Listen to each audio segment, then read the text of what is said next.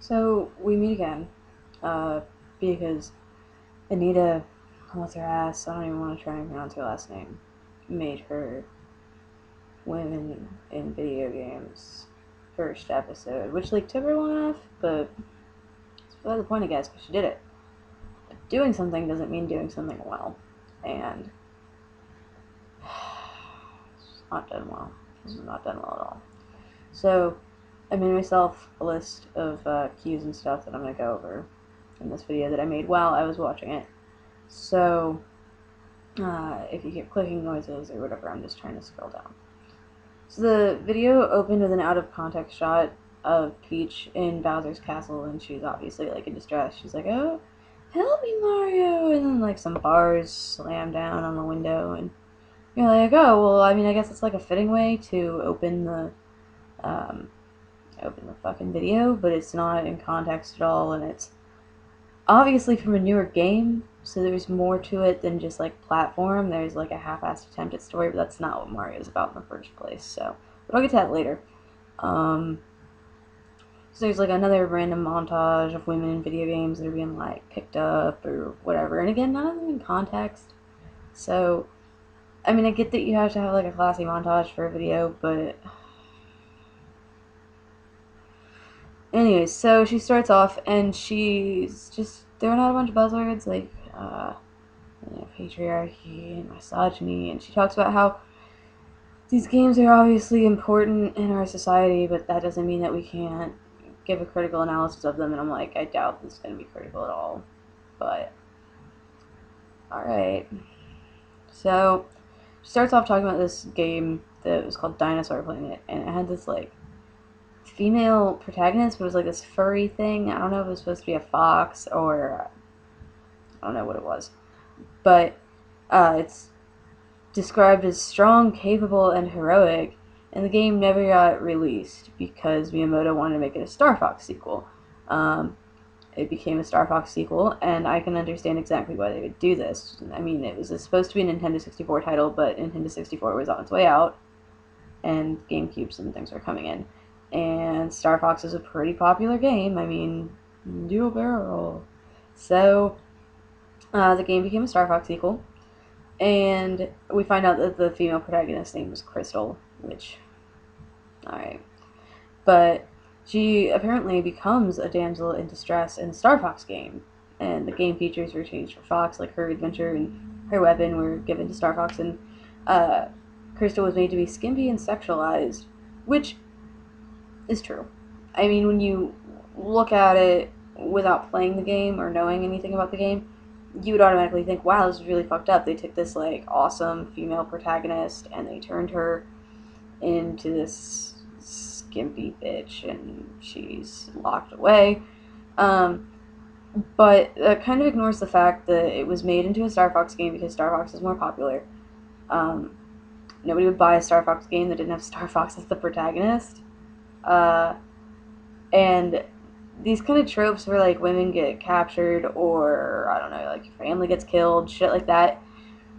They sell shit. It's easy to kind of identify what a game or a movie or a book is gonna be like when it opens up with something popular, and that doesn't mean that they're problematic. Like you could say that this woman getting stolen is bad or whatever, but it kind of completely ignores why it's happening or why it's popular, and I'll get to it. I'm getting ahead of myself here. So, Sarkeesian, I think that's how you say her name, goes on to say, the damsel in distress trope disenfranchises female players. Which, first of all, this bitch says that she's been playing games since she was a kid. Which, alright, okay, I can't disprove that. But, I know, I am female, and I know plenty of other female video game players, and none of us have felt disenfranchised at the fact that like Peach gets stolen by Bowser. It's kind of just like a catalyst for a platformer game. It'd be the same thing if like a box of donuts got stolen by Bowser, but they decided to make it a person so that it would parallel like old night stories, because everybody knows those. And also when you look into modern video games and even some older ones, which The older ones I can't be arsed to remember, but I know they're out there. I just tip of the tongue phenomenon. I didn't write them down. When you look at modern ones, they're protagonists like Shell from Portal and What's Her Ass from Mirror's Edge. I haven't played that game in like 4 years. So she goes on to say that the damsel in distress thing, being the core incentive for the protagonist quest, is bad because it reduces her to an object. But it completely ignores the reasoning why the trope happened in the first place. It was never because of the woman being an object. As she pointed out in the video, it started in Greek mythology, and it was because... Oh, it's my phone going off.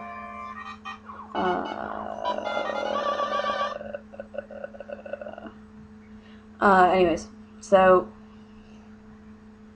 Where was I? Greek mythology.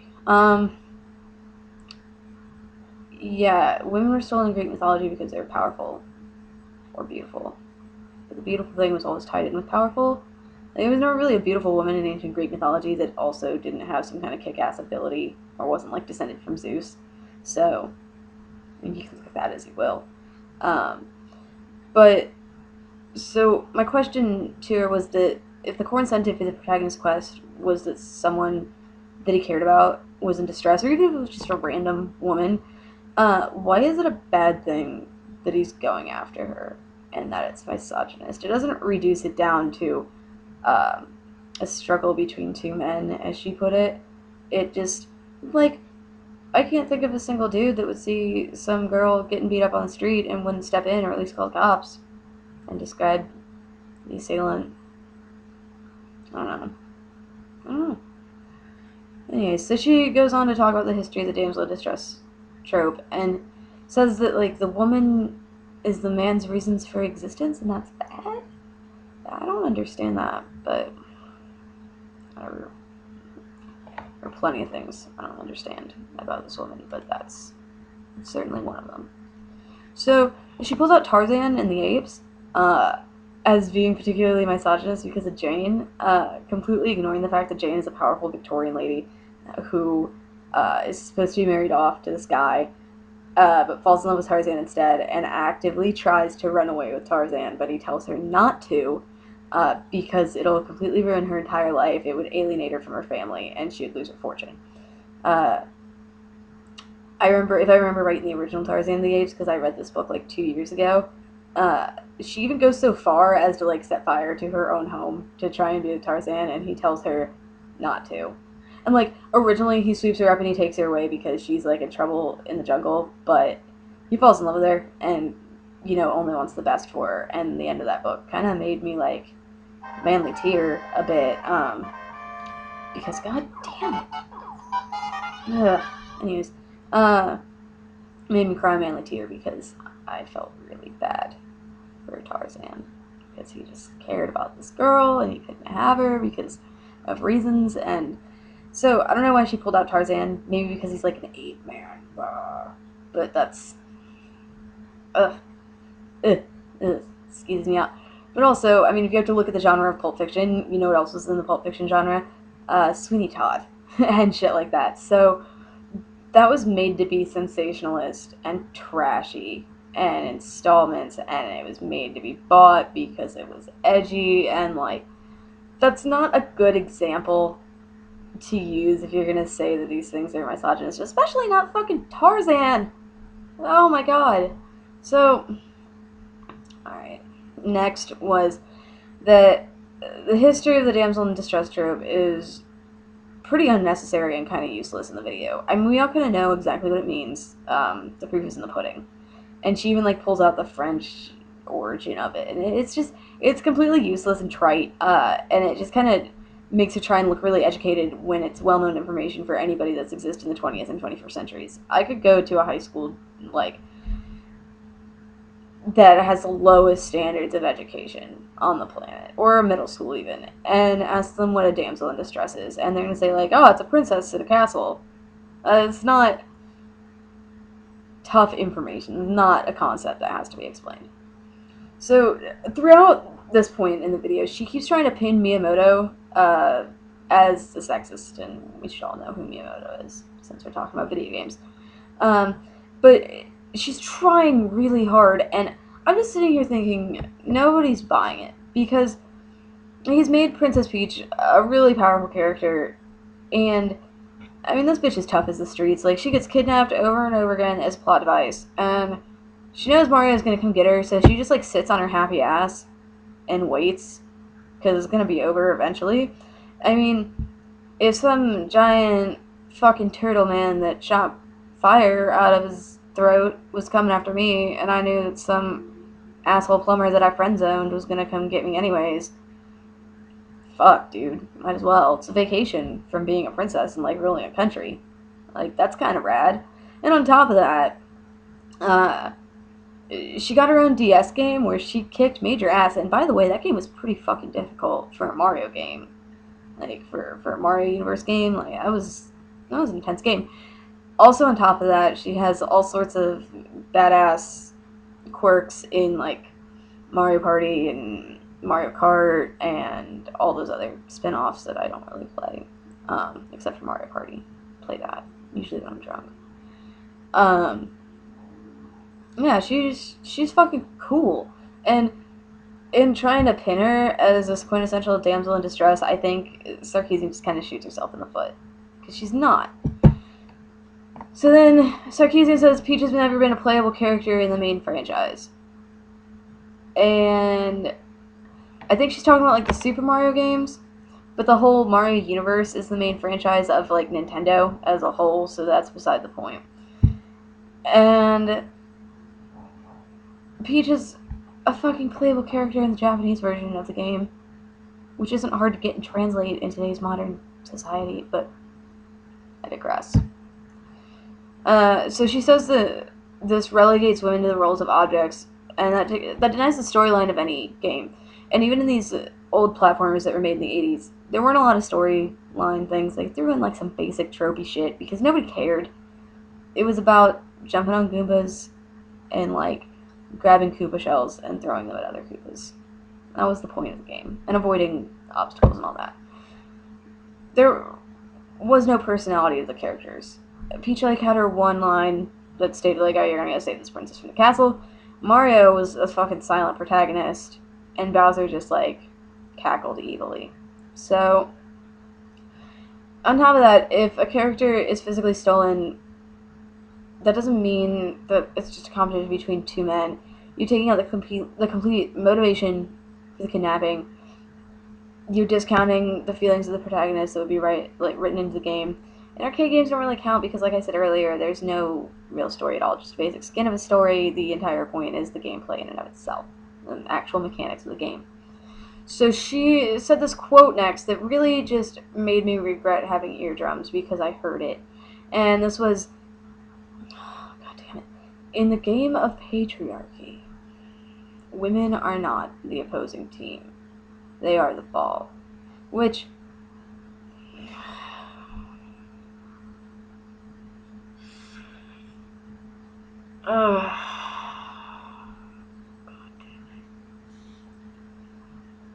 I'm just gonna leave that at that.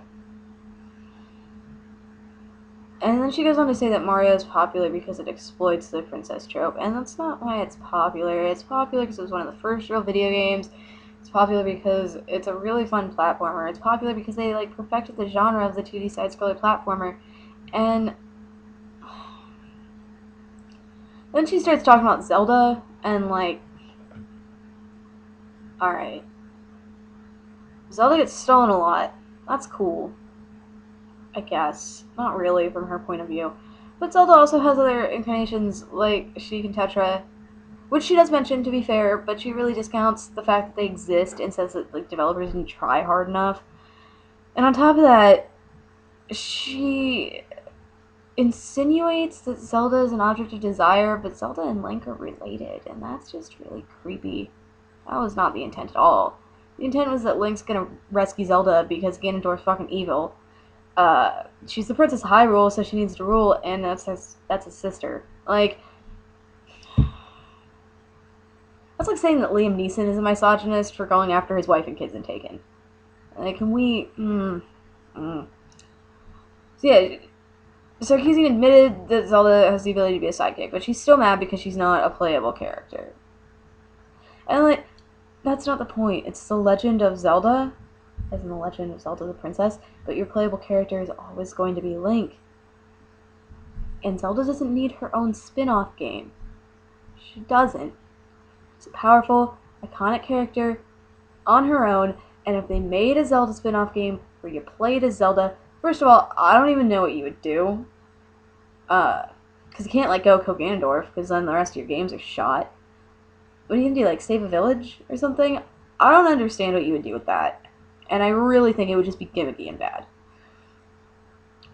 And another issue I have is that she tries to say that, like, the princess is being stolen. It's misogynist. And she doesn't go any further than that, but they're princesses. And if you really want to go in detail with basic platformer games, princesses are political figures.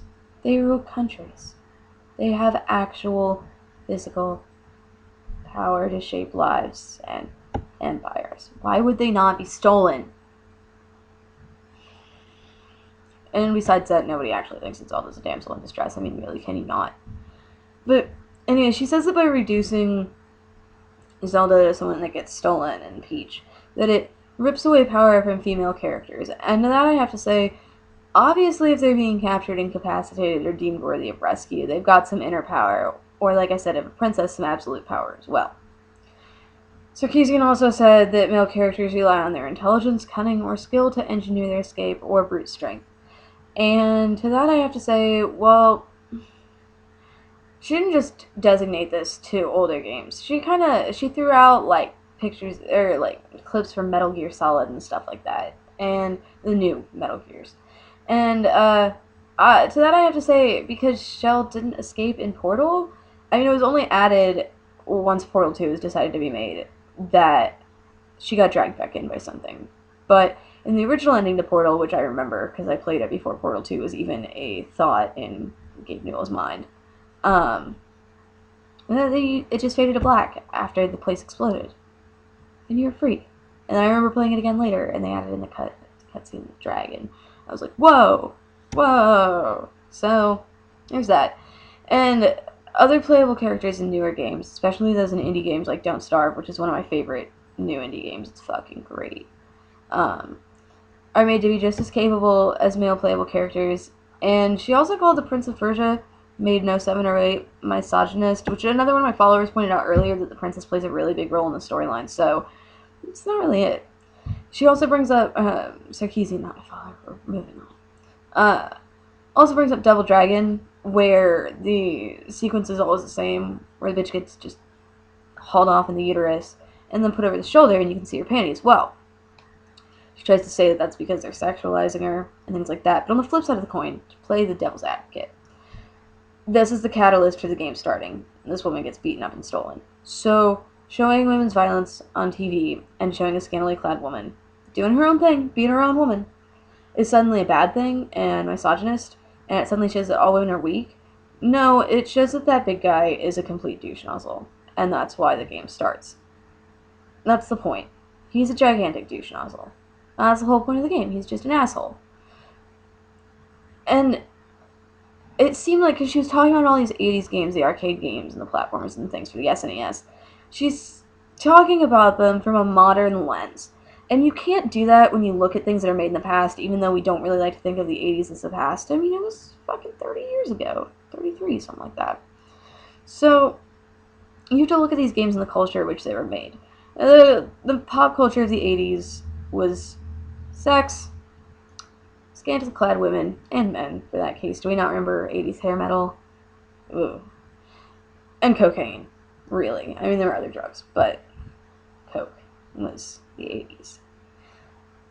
I really don't think she's looking at it like that. I mean, these are games that are made on their own to become a part of popular culture, but they're also influenced by popular culture itself.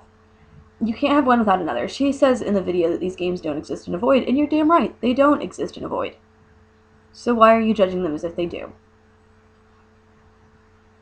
She also says that she's been playing these games since she was a kid, like I mentioned earlier. And nobody really adopts Mario to real life. Because if they did, people would be eating Amanita muscaria mushrooms whenever they sprouted up and getting admitted to the hospital for poisoning because they didn't take the proper precautions upon eating them. She also, at the very end of the video, and we've reached the end of my commentary here, thank God, because I'm so done with this, says that she wants games of Zelda and Peach that are done from their perspective. But she says that she doesn't want mobile DS games, she wants full-fledged console adventures. But she uses mobile games for the Game Boy Color, the Game Boy Advance, and the DS to drive home the fact that these characters will never get their own games when Peach has one already made. And somehow she's saying that like these mobile games are a bad thing for the trope, but yet if they get made for the girl character, it's still bad. You can't have it both ways. And that's all I have to say about that for now. I kind of just want to like go wash my mouth out with soap for quoting her, and I hope you guys enjoyed this 21-minute video. Thanks.